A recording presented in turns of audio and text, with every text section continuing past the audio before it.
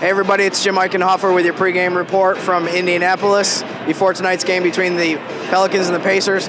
Obviously the biggest news from today was injuries, something that we've been following all day since shoot-around.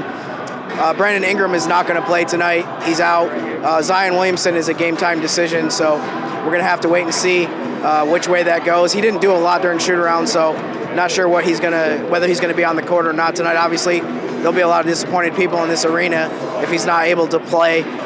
One thing that Alvin Gentry did say about Brandon Ingram's status is with him not playing, Josh Hart is probably going to be who starts for him. So we'll see what happens if Zion isn't able to play in terms of how the Pelicans replace him. But I think people that have watched New Orleans play all season knows that if obviously Ingram's out, if Zion's not out, if Zion doesn't play as well, we'll probably see a lot more of Nikola Melli and E'Twaun Moore.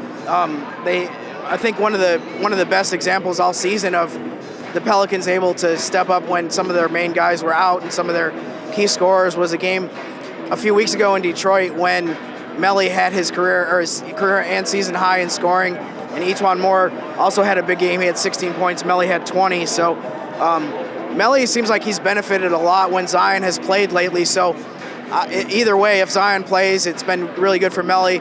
If Zion is out tonight, that you might see more minutes from him. So he could be a big factor in this game in terms of whether New Orleans is able to pull off what would be a really impressive win and would be a great way to end this road trip at 2-0. So last thing, the Pacers have really been kind of in a downturn lately. Even though Victor Oladipo has been back for a handful of games, they've lost 5 out of their last 6 games and just struggled for whatever reason. It's interesting to kind of compare the way that the Pacers have incorporated Oladipo versus Zion. Oladipo's only shooting 28% from the field in the 5 games that he's played, and he's also not playing tonight because he's not going to play in back-to-backs, at least for the short term. He might start doing that after the All-Star break, but for now, we won't see him. Zion's shooting 57% from the field.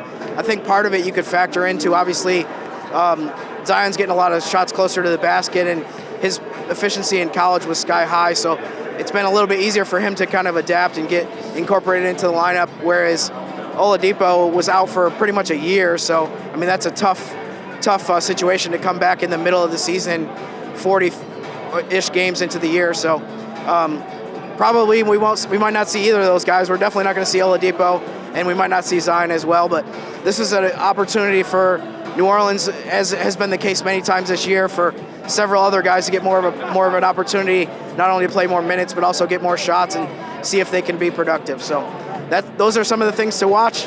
This is Jim Eichenhofer with your pregame report from Indianapolis.